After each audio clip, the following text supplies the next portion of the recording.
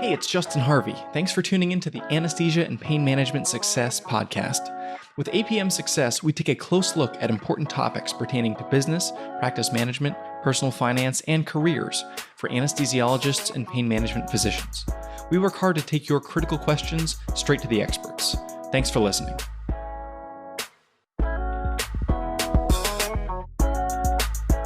Hello, welcome to another episode of APM Success. This week, I'm going to talk about some important things I've learned in the last month since we have acquired a house. Going through the house buying process for the first time in about a decade, I had some things that were hearkened back to me as lessons that I had absorbed a decade earlier, and some new things that I learned. And, a lot changes in a decade. And so I figured I'd share my learnings with the listeners of this podcast for anyone out there who's looking to buy a house. I will say that real estate transactions are one of the most sort of common questions I get asked about, particularly on short notice. And if my cell phone is ringing and it's a client on the other line, it's often because something just popped up on the market. And this is probably a little less true this year than it was in the last couple. But, in a hot real estate market, being timely, coming in with a competitive offer, not only in terms of the price, but in terms of the other contingencies that you may be asking for, it's really important if you want to be a serious bidder. So my wife and I had been looking casually for the last couple months, and we happened upon a place about a couple blocks up the street from where we used to live and put in an offer, which was accepted, and here we are. So without further ado, here are 7 things that I learned in the process of buying our most recent house. The first is with physician mortgages. So we used a physician mortgage. My wife is an anesthesiologist, and I was excited to be able to have a 0% down product. Depending on the lender that you use, there's different thresholds of down payment requirement. It's common to go from 0 up to $1 million of mortgage amount with a 0% down requirement. Then once you get from $1 million to $1.5 million, often there will be a 5% down requirement, and then $1.5 million to $2 million will be a 10% down. There are differences in breakpoints and down payment amount requirements depending on the lender. But I was thinking, man, this is awesome. Zero money down. Well, not zero money, but zero down payment. Only closing costs come out of pocket. And we were thinking about, redoing the kitchen before we moved in with all the cash we were going to save. However, there was a little sort of hitch in the physician financing product we used. And so you should be aware, if you're going to use a physician financing product, it is appraisal contingent if you're doing 100% financing, which we were. And so if you buy a house for $1 million and you have a $1 million 0% down physician loan, that house needs to appraise by the bank for $1 million in order for you to receive the $1 million. So our house appraisal actually went okay. It appraised at the value that we offered. However, there's a second component of the appraisal that is the appraiser's estimate of the strength of the market in which the house is located. And on our appraisal, it was a maddeningly simple 3 checkboxes: rising market, stable market, falling market. And what we found was that our house, according to the appraiser, was deemed to be worth the value that we offered, which was good, but deemed to be in a quote unquote falling market, which is not good. Which means that for us, the down payment requirement changed at the last minute from 0 to 5%, which was not a huge deal, and we had the cash to cover it. But the point is, if you're really trying to cut it as close as possible, which I never recommend, and get into a house on a 0% down product, it does require that some things go right for you. And there's a danger that you might get an unfavorable appraisal, and that could require additional cash outlay at closing. So definitely watch out for that physician mortgage. There's some complexity there that is not always apparent. Well, frankly, I haven't ever seen a mortgage broker explain on the front end all the things that can go wrong. And we actually had our broker say, hey, the appraisal came back good. Everything looks good. You hit the appraised value. And only a few days after that, when we were very close to close, did we find out, oh, yeah, the appraiser did hit the number. But also because of this falling market status, the down payment was going to be required, which was a bummer. Second thing to consider if you're looking at buying a house, use an escalation clause. An escalation clause is a tool where you submit your maximum asking price, and then you offer a starting price, and then an increment of escalation up to the maximum. And so how this might function is if you want to buy a house for $900,000, but you're willing to pay up to $1 million, You would say, I'm going to offer 900 grand on this house with escalation to $1 million. What that does for you is in a competitive bidding environment, if other offers come in at 925, 950, 975, you will beat all of those offers, but you don't have to offer $1 million out of the gate, because it might be that somebody offers 900 and you offer $1 million, then you paid $100,000 more than the next best bid. With an escalation clause, if you offer 900,000 with an escalation to $1 million, and someone else offers 950,000 and you're the only two bids, your bid will automatically adjust to 955,000. So you end up saving 45 grand on your offer and keep a lot more money in your pocket for renovations and whatnot. So if your agent hasn't talked to you about an escalation clause, you definitely want to think about it and perhaps integrate it into your ask strategy. Third thing to consider, don't ask an online calculator how much you can spend on your mortgage. When we were doing this, because I was curious, we had set a budget for our home purchase amount, and I kind of knew what I was going to find, but I looked anyway, and I put in our household income, and I saw that I shouldn't have asked Zillow, but I did. The recommended amount that Zillow suggests as an appropriate mortgage amount was about double what we were looking to pay. And so make sure that you understand in terms of your monthly budget and your monthly outlay for principal and interest, plus property taxes, plus insurance on your property, how that's going to work for your cash flow. It used to be that there was a rule of thumb, 2 times gross income in terms of mortgage amount is a comfortable place to be. That was true back when rates were much lower. Now that rates have come up significantly, you've got to take it case by case. And in some high cost of living areas, you're still looking at 3-4 times or more. Meaning if you make $500,000, you might have to buy a house between $1.5 million and $2 million if you're going to afford a property in a very expensive area. And that necessarily comes with trade-offs. But make sure that you understand the budget, not by using a simple mortgage calculator, but by looking at monthly cash flow and working it into a more detailed budget calculation. Another thing, this always has aggravated me, is that real estate is one of those realms of the economy where the compensation for agents is just totally skewed, in my opinion. And after having talked to a bunch of sellers agents, which often how my wife and I would do it is we find a listing, we find it on Redfin or Zillow, and then we call the listing agent and we say, hey, we want to come look at the house, and give the listing agent an opportunity to double, be a dual agent for both the seller and us, the buyers. And in talking to these listing agents, they were not super professional. They weren't super knowledgeable. They didn't really understand the property. We asked specific questions they didn't know the answers to. And it was clear that they were just opening the door, letting us in and letting us walk around, which is fine.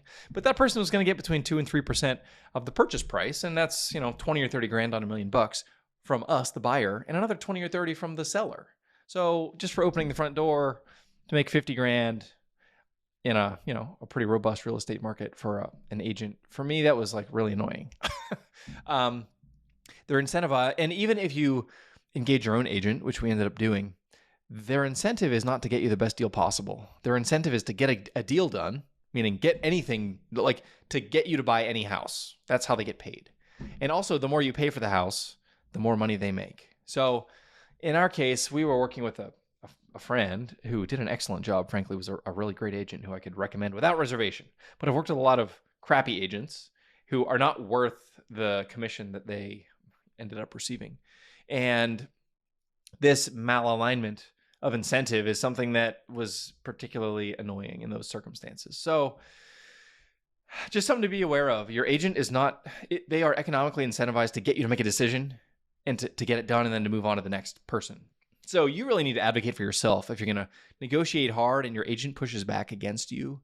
I was talking to another friend here in the Portland market who wanted to negotiate really hard on a property. Their agent was essentially pushing back against them to not offer such a discounted asking price. And they went around and around and around. And at the end of the day, the prospective buyer had to walk away a couple of times, but they ended up getting the property for the original asking price, essentially against the advice of their agent, which we were sort of commiserating about how annoying it is that agents aren't really your agent. They're just someone trying to facilitate a deal. So be aware of that. Your agent sometimes is just a deal facilitator, and they're going to make a lot of money when that happens. So their economic incentive is to just get the deal done. Another thing, because we were moving from renting to buying, and we were already itemizing on our tax return. So one of the nice things about homeownership here in America is that your mortgage interest on the first $1 million of mortgage is tax deductible. This is great for if you have a really high interest rate. I think we're paying 7.25%, 7.5% on our mortgage. So If you're already in itemization territory, the entirety of those interest payments are going to be tax deductible.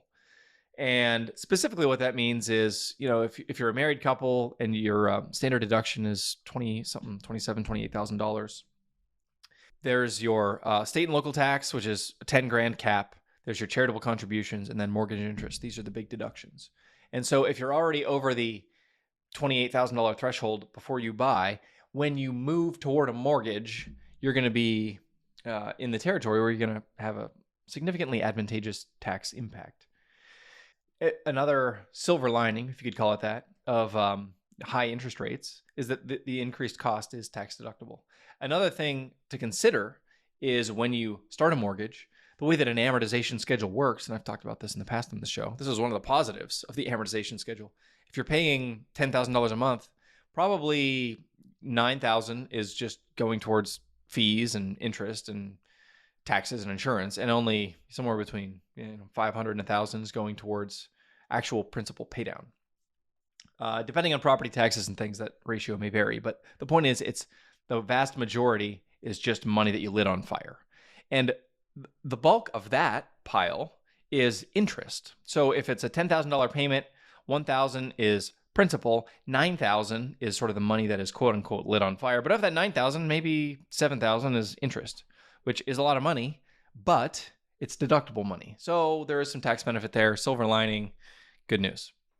Another thing that I realized during the house buying process, and this was a little discouraging, similar to some of these other revelations, was that, man, data privacy is dead. That's all I can really say. And I was really attuned to this because in my line of work, we're very attuned to keeping clients' personal identifying information private and secure. And man, I saw so many copies of my tax return in both hard copy and electronic form. And then I was signing copies and I was sending copies that were requested. And then I was signing authorizations for other people to get more copies of my tax return. And I was just like, there was no way around it. You're in the title office and it's not the poor guy who's sitting across the table for you in the conference room.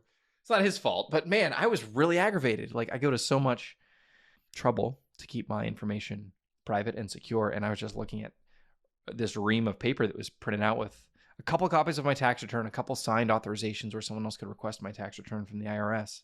That was then going to go, sit in a filing cabinet somewhere or something like that here in the title office. In addition to the electronic versions that I had already sent per the request of the title agency. So super annoying. There's so many copies of everything out there. What we have subsequently done and what I recommend is, if you're not needing to get more credit in the near future, go ahead and lock up your credit with the credit agencies in order to secure your identity and make sure that you don't have an identity theft problem whenever you got so many copies of your tax return flying around. The seventh item that I learned when buying a house, and this was kind of a fun one that I'm going to give a shout out here to Dr. Nick Julian, who first inspired in us the love for Costco. As we were shopping around for appliances, there were some great deals here this Memorial Day with Costco, and the more you spend, the more you save with most things. But free delivery, they haul away the old appliances for free, and they hook up your appliances for free. So we got the washer and the dryer and the dishwasher coming here next week, all courtesy of Costco. Got a great deal. Very happy with that. So if you're looking for appliances, that's something to look into. If you're a Costco member, check it out. If you're not a member, it's pretty easy to change that, and your life will be changed for the better. So that's all I've got. I would love to do a little crowdsourcing. So I'm curious if you have any other things that you're really glad you did or wish you had done when you purchased a house. Email me, justin@apmsuccess.com. I may do a compilation episode sometime in the future of sourcing listener feedback for real estate purchases. Thanks for listening this week. Look forward to coming to you again next week. And for anybody in the pain management community, if you're going to be at the Aspen conference, I'm going to be in Miami in July. Would love to see you there. Drop me a line and we'll connect. All right, until next week. If you liked what you heard this week, head on over to apmsuccess.com, where you can find more content and free resources to help you build a successful career in anesthesia and pain management. If you wanted to leave a review in iTunes, I'd also really appreciate it. Thanks for using some of your valuable time to join me today on APM Success.